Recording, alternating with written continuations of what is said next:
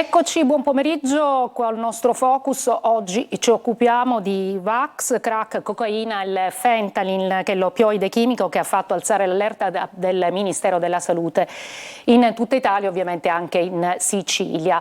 Ne parliamo perché il fenomeno della droga è sempre più dilagante soprattutto fra le fasce più giovani, e quindi cerchiamo di capire anche come sta cambiando l'assunzione appunto di questi stupefacenti alla luce del fatto che c'è un mutamento anche nell'utilizzo, nella commercializzazione, ma anche nella qualità, nella diversificazione appunto della qualità delle sostanze stupefacenti. Questo pomeriggio lo faccio con il professore Filippo Caraci, buon pomeriggio, che è docente all'Università di Catania, un farmacologo, e quindi ci aiuterà un po' anche a districarci in questo cammino difficile e doloroso, soprattutto non solo appunto per chi assume droghe, ma anche per il vissuto che coinvolge famiglie, intere comunità, potremmo anche dire.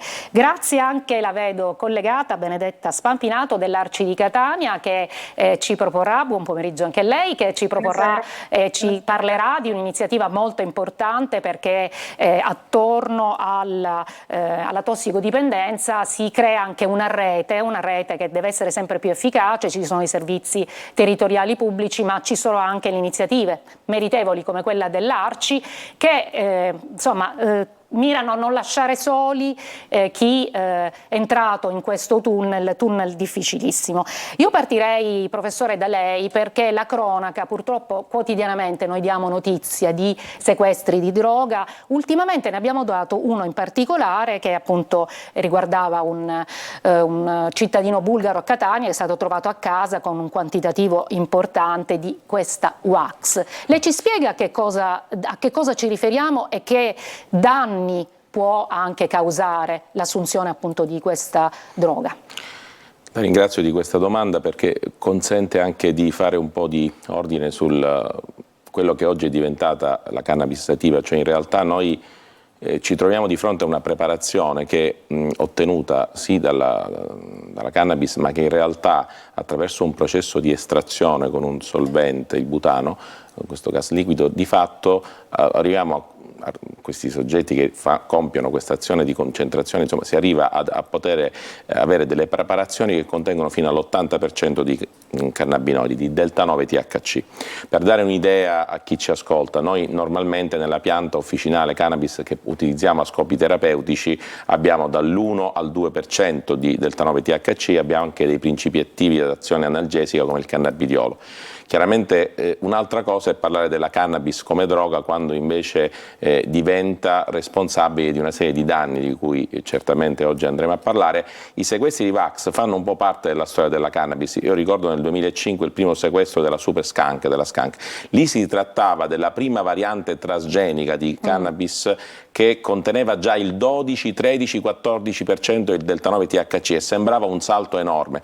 Pensi adesso che sono arrivati ad avere queste preparazioni fino all'80%, che poi vengono in parte utilizzate per essere fumate, utilizzate attraverso dei vaporizzatori. Ci sono varie strategie ed è incredibile quello che si trova online su questo mondo. Infatti anche il dark web, quello che si definisce così, ma non solo, ci dicevano che ci sono anche delle chat, quindi non c'è bisogno neanche andare, che appunto veicolano e comunque commercializzano e quindi anche informano, se possiamo definirla così, chi poi cerca queste sostanze appunto sul web. Io le chiedo subito, però ci sono dei danni neurologici, cioè dei danni poi oggettivi, no? che l'assunzione di queste droghe, soprattutto queste ultime, che sono, noi abbiamo definito, forse una semplificazione giornalistica, micidiali, se non fossero le altre, lo sono tutte, però questa in modo particolare. Lei appunto già spiegava che i principi attivi sono veramente altissimi. Sì, questa è una domanda molto importante, perché ci consente di tornare indietro nel tempo. Oggi, per capire i danni della cannabis ad alte concentrazioni di THC dobbiamo partire da quel famoso 2005, dalla Super Skunk. Oggi abbiamo i dati ottenuti dal professor Murray, ma anche da altri grandi eccellenti laboratori, sul danno neurotossico. Utilizziamo oggi una parola forse sembra complessa, neurotossicità, indica una proprietà della droga di creare un danno sulle funzioni cognitive, cioè in altri termini chi la assume a queste alte concentrazioni del delta 9-THC può lamentare a distanza di tempo, anche quando sono scomparsi ormai i deliri, le allucinazioni, i sintomi chiamati psicotici, può manifestare dei deficit cognitivi permanenti, in particolare della memoria verbale. Questo perché succede? Non è una cosa sconvolgente da un punto di vista scientifico, ha una base reale. I recettori per i cannabinoidi, i recettori per la cannabis, sono presenti proprio nei circuiti dell'ippocampo, nei circuiti della memoria, nei circuiti dell'apprendimento, ma se anziché essere modulati da sostanze endogene, gli endocannabinoidi, che noi produciamo ogni giorno, io e lei adesso stiamo parlando grazie anche a piccole quantità di endocannabinoidi, anandamide, 2-arachidonilglicerolo, che ci aiutano nella funzione sinaptica, ma se queste sinapsi, questi recettori CB1 dell'ippocampo vengono aggrediti da concentrazioni elevate di delta 9-THC, questo circuito viene danneggiato.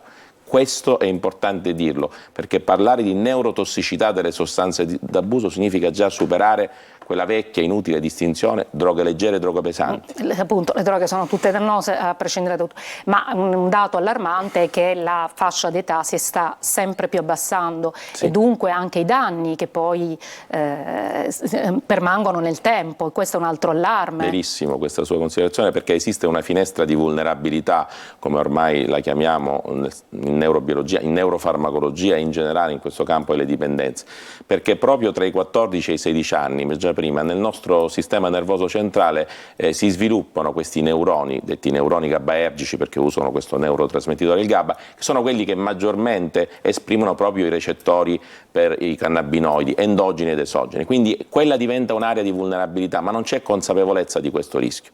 Io questo certo, trovo pericoloso ancora parlare di droghe leggere solo perché la cannabis non darebbe una piena sindrome astinenziale. Ma questo è il secondario, perché se c'è un danno neurotossico e un disturbo cognitivo, certamente poi il disturbo cognitivo permane. Oggi Robin Murray ha dimostrato che la Superskunk, che studiava già dal 2005, l'abuso di questa cannabis aumenta il rischio di schizofrenia. Un quarto dei casi di schizofrenia a Londra sono attribuiti all'abuso di cannabis. Certo, quindi insomma i danni sono seri e sono anche importanti. Parlavamo in apertura del fentanyl, definita la droga degli zombie, in America già centinaia, 100.000 persone sono morte di overdose per questo tipo di... Noi abbiamo sentito a questo proposito il dottor Ernesto De Bernardis, che è appunto il componente della Società Italiana per le Tossicodipendenze, nonché il responsabile del CERT di Siracusa. Sentiamo la prima clip e poi la commentiamo. Con piacere. Qualunque strato sociale e qualunque diciamo range di età è coinvolto, probabilmente in maniera diversa. Per esempio i più giovani tendono a utilizzare farmaci di comune vendita, come possono essere certi sciroppi per la tosse, per ottenere degli effetti psicoattivi. Procurarsi questi sciroppi per la tosse che hanno degli effetti oppioidi o a volte dissociativi è abbastanza facile in farmacia. Un po', forse un po', ma insomma sia nei giovani che nelle persone, negli adulti, nei giovani adulti, anche negli adulti, è arrivato, come vi dicevo, il crack. Il crack in questo momento è la droga dell'illusione di potere in una società che si è svuotata economicamente, come la nostra società siciliana, in cui c'è sempre più difficoltà ad avere un lavoro e mantenere un tenore di vita che sia soddisfacente. E il consumo di cocaina per questa via dà un'illusione di essere qualcuno e un'illusione di potenza per breve periodo. Questa non era proprio quella che si riferiva al fentanyl, ma comunque già per un altro capitolo, cioè l'assunzione, come diceva appunto il dottore De Bernardis, che si è diversificata, ma nello stesso tempo l'assunzione di crack, un altro capitolo possiamo dire doloroso, no? Sì, ma tra l'altro questo servizio è in piena continuità con quello che stavamo dicendo. Il dottore De Bernardis è sul campo, vede le dipendenze day by day, è che la cocaina, piuttosto che essere sniffata per via intranasale, si cerchi un'altra formulazione per via inalatoria che consenta alla droga di arrivare in pochi secondi in quell'area del cervello che è il sistema mesolimbico, che viene acceso e viene rilasciata un'enorme quantità di dopamina. Inizialmente l'obiettivo è la ricerca della gratificazione, non è certo la ricerca di un danno cognitivo, però questo meccanismo si può osservare anche ad alte dosi con farmaci approvati con un uso, come ne parleremo dopo, del fentanyl, che è un analgesico oppiaceo che certamente ha un ruolo essenziale nella terapia del dolore severo, ma che a concentrazioni più elevate, permettetemi di dire a dosi più elevate, raggiunge nel cervello delle concentrazioni tali proprio da alterare questo sistema dopaminergico, e che poi è il meccanismo comune di tutte le droghe. E forse oggi quello che il servizio ci sta dicendo è che gli adolescenti, e non solo gli adolescenti, cercano una formulazione per la droga che sia quanto più veloce, spesso quella via inalatoria, per avere un effetto rapido, ma che non possono poi sempre controllare, cioè magari passa l'allucinazione ma rimane il danno cognitivo. E quindi è ancora più letale, se possiamo definirlo così. Io mi fermerei solo pochissimi minuti, quasi un minuto, e poi ritorniamo di nuovo in studio.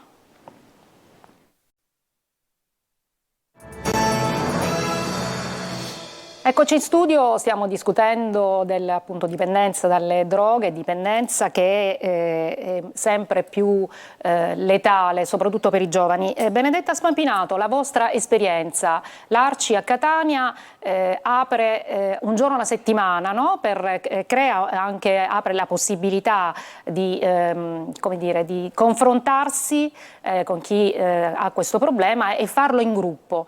Ci racconta un po' che cosa avviene? Sì, grazie.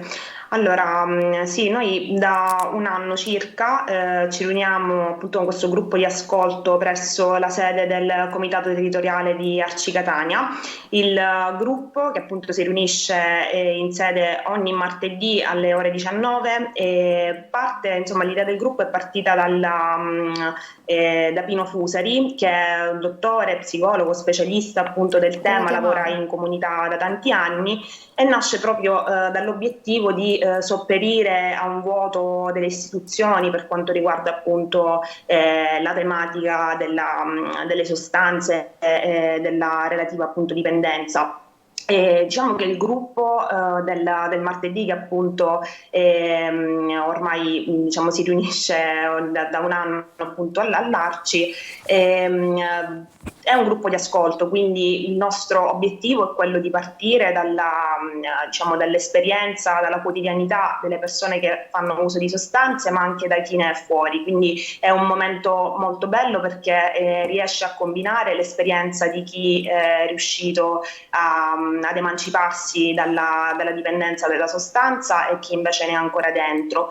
Quindi il nostro obiettivo è appunto quello di mettere la persona al centro, e soprattutto cerchiamo di emanciparci da demonizzazioni. Certo, io le chiedo lei ovviamente avrà anche sentito, ascoltato, partecipato, no? Al dolore, alla sofferenza magari di chi cerca di uscire e poi magari si cade inevitabilmente. C'è un dato che è cambiato, non so, nella vostra esperienza? È un anno, è da poco, però già, non so, sono sempre più giovani, come dicevamo l'età si è abbassata, o comunque quali sono le richieste, magari le prime richieste che si fanno quando si arriva in un gruppo? Che ho capito che anche un po' di, come dire, di autosostegno, no? Cioè ci si anche confronta per sostenersi. Sì, allora noi vogliamo, diciamo, la nostra esigenza è quella appunto di partire dal basso, di appunto aiutare le persone che ne hanno bisogno. Diciamo, le fasce di età sono molto diverse, appunto andiamo dai giovani a persone più adulte o di media età. Oltre appunto al nostro obiettivo, appunto, oltre a quello di aiutare appunto le persone dal basso, è anche quello di sostenere, diciamo, più a livello istituzionale la proposta, il disegno di legge che è stato proposto appunto all'AS dal titolo Dalla dipendenza all'interdipendenza, che è appunto da approvare entro la chiusura del bilancio regionale 2024-26. Noi diciamo, ci facciamo anche promotori di un sostegno appunto dei servizi sanitari che lo Stato dovrebbe fornire, i cosiddetti LEA, cioè i livelli essenziali di assistenza. Quindi diciamo il gruppo nasce sia da una parte da una volontà, ecco, di sopperire a un'esigenza che appunto parte appunto dal basso, ma con il desiderio di costruire qualcosa di più grande. Assolutamente, tra l'altro la proposta questa di legge mi sembra anche molto interessante, perché vorrebbe dire anche un cambio di passo in un'azione che era non solo sanitaria ma anche di prevenzione, se ho letto bene qualche proposta. Professore, invece io vorrei tornare e vorrei mandare subito la clip che riguarda sempre il dottore De Bernardis a proposito del fentanyl e poi magari possiamo completare. Sì. E la seconda clip. Quello che sta succedendo è che il principale paese produttore di oppio con cui si fa l'eroina, che è l'Afghanistan, ha ridotto del 95%, forse anche di più, la produzione.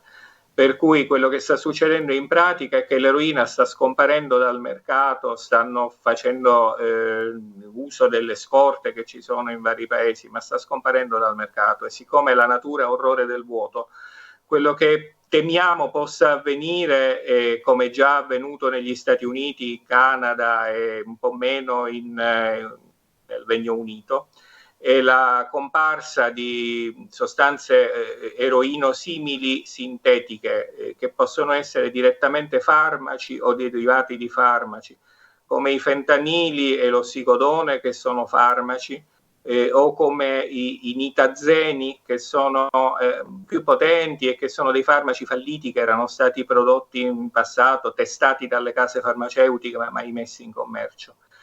Negli Stati Uniti l'anno scorso ci sono stati 110.000 morti per overdose, di cui 2/3 legati a questi nuovi oppioidi, soprattutto fentanili in minima quantità, ossicodone. Allora, professore, è chiarissimo quello che ci dice il dottore De Bernardis, è tra l'altro chiaro, però nello stesso tempo anche preoccupante, anche perché il Ministero della Salute proprio italiano, lo dicevo, ha già diramato l'allerta. Un warning, perché se questo in termini di strategia di prevenzione ci consente anche di immaginare che a fronte della carenza ormai prossima di eroina sul mercato, l'utilizzo del fentanyl mi preoccupa per due ragioni, perché il fentanyl per sé è un farmaco che a basse dosi ha un'azione terapeutica, ma è un potente agonista del recettore MOR per gli oppiacei, cioè, quindi significa che ha una capacità di attivare il recettore nettamente anche superiore rispetto a quella della morfina, che anch'esso è un farmaco, però in questo caso può simulare in qualche modo il profilo di effetti, ma solo ad alte dosi, dell'eroina. Quindi è altamente probabile che questo avvenga, ma con quale non consapevolezza, se mi passate questo termine, che il rischio di depressione respiratoria, perché poi la morte sopraggiunge in overdose per depressione respiratoria, e questo succedeva anche con l'eroina, ma è molto più probabile col fentanyl. Abbiamo anche un video, delle immagini che proprio riguardano un po' quello che poi si vede, no? Viene definita la droga degli zombie, quindi gli danni... No, prego. Perché il fentanyl chiaramente, allora, nella classe degli oppiacei dobbiamo immaginare che il rischio dell'overdose, dell'intossicazione acuta, non è soltanto l'alterazione dello stato di coscienza, ma il blocco, cioè la depressione dei centri del respiro. Io non sono certo, anzi penso proprio che chi ha abusato di eroina non possa poi abusare di fentanyl con la stessa consapevolezza del profilo di tossicità, perché a quelle dosi può arrivare anche a superare rapidamente la dose che poi può dare alla depressione dei centri del respiro. Questo già succede con altri farmaci, abbiamo visto altri analgesici che poi sono stati oggetto di abuso nel mercato europeo, però è importante agire, come diceva lei prima, anche a proposito del disegno regionale, sulla prevenzione. Continuo a pensare che nell'ambito delle droghe la prevenzione debba prevalere sulla terapia, anche se la terapia è importante. Certo. Noi parliamo quindi del fentanyl, che lei dice è comunque un farmaco, sì, ma quante sostanze, no, possono essere invece pericolose e vengono invece somministrate come se fossero, insomma, normalmente? Penso agli anabolizzanti, per esempio. Grazie, questa è una domanda che forse è la prima volta che se ne parla. Gli anabolizzanti, ci riferiamo in particolare agli analoghi del testosterone, agli steroidi androgeni anabolizzanti, per capirci, nandrolone, stanazololo, metandrostenolone. Sono anche questi a basse dosi farmaci e possono essere anche utilizzati per il trattamento di alcune patologie, insomma. Però purtroppo c'è un abuso di queste sostanze. Noi alcuni anni fa dimostrammo in un lavoro che è stato pubblicato più di 10 anni fa che l'esposizione agli steroidi androgeni anabolizzanti in dei sistemi sperimentali costituiti da colture neuronali aumentava la vulnerabilità ad altre sostanze tossiche come la beta-amiloide che è al centro della malattia di Alzheimer. Altre evidenze dimostrerebbero che andando all'uomo, quindi a chi ha abusato di nandrolone, oltre a danni in termini di psicosi, rischio di aggressività, ancora una volta torno col topic della neurotossicità che ho discusso prima, danno cognitivo, disturbo caratterizzato da un deficit della memoria a breve termine. Vedremo adesso nei prossimi anni se chi ha abusato di nandrolone questi danni che poi si devono misurare con delle valutazioni psicometriche ma anche con le analisi di neuroimaging, si apre tutto questo altro mondo di cui non se ne parla, perché dell'abuso di steroidi androgeni anabolizzanti e del danno cognitivo da questi indotto c'è poca consapevolezza. Certo, assolutamente. Benedetta Spampinato, chiedo a lei invece se ci sono altri progetti, l'Arci mette in campo e comunque come andrete avanti in questa iniziativa, se amplierete magari, che ne so, i giorni di ascolto, quindi di gruppi, anche perché le richieste saranno tante, no? Sì, appunto il gruppo, diciamo appunto partendo da un'idea potremmo dire un po' più privata, perché abbiamo reso inizialmente, è stata una sorta di esperimento accessibile agli utenti con cui appunto il dottor Pino Fusari era in contatto, appunto membri di comunità, persone che in sostanza conosceva. Oggi reso pubblico, abbiamo appunto in progetto di stampare delle locandine da mettere appunto in città, così appunto da renderlo quanto più insomma disponibile a chi ne avesse bisogno. Noi ci teniamo appunto a precisare che non usiamo mai una terminologia diciamo stigmatizzante come tossico o quant'altro, definiamo appunto persone che usano sostanze seguendo l'acronimo PUD, che è utilizzato anche da appunto il fondatore dell'associazione Itampud, Alessio Guidotti. E appunto con Alessio Guidotti e con altre associazioni nel catanese abbiamo creato una rete che in qualche modo appunto possa rendere fruibili appunto con degli sportelli, con dei servizi psicologici e di assistenza persone che appunto ne hanno bisogno. Bene. Bene, questa insomma no? È una sinergia che... Anche mi piacerebbe chiedere, Benedetta, se poi c'è una focalizzazione su questo aspetto della dimensione cognitiva, quanto viene attenzionato, perché è un po' una novità, io vedo che in alcune regioni d'Europa è una domanda che ci si comincia a fare, no? Quanto poi la droga mi ha cambiato come funzionamento cognitivo, se su questo il ruolo del loro lavoro come associazione diventa fondamentale nella sensibilizzazione su questo topic, perché sennò anche noi che facciamo la ricerca e chi cerca di raccontarla anche rischiamo di non incontrarci poi con i bisogni reali della società, quella che poi si chiama la terza missione dell'università, cioè l'impatto sui reali bisogni. Tra l'altro voi studiate anche il modo come insomma anche arginare i danni, perché ci sono anche degli studi che voi appunto portate avanti. C'è in questo momento una molecola che è stata sviluppata da Elis Pharma, la F0117, la buona notizia è che ha superato la fase 2, è entrata in fase 3, dal professor Piazza, dal gruppo di Elis Pharma e dell'Università di Bordeaux, con cui ho avuto e ho il piacere di collaborare, ma ecco, è una molecola che dovrebbe arginare, tra virgolette, il danno che sul recettore dei cannabinoidi può fare il delta 9 THC, proprio innescando quei meccanismi intracellulari che sono poi alla base sia delle psicosi che del danno cognitivo, ma c'è ancora da studiare, per ora ci limitiamo a dare questo input. Assolutamente. Grazie professore Caraci, grazie a lei, grazie a voi. Anche a Benedetta Spampinato per essere stata con noi questo pomeriggio, grazie anche a chi ci ha ascoltato, alla prossima.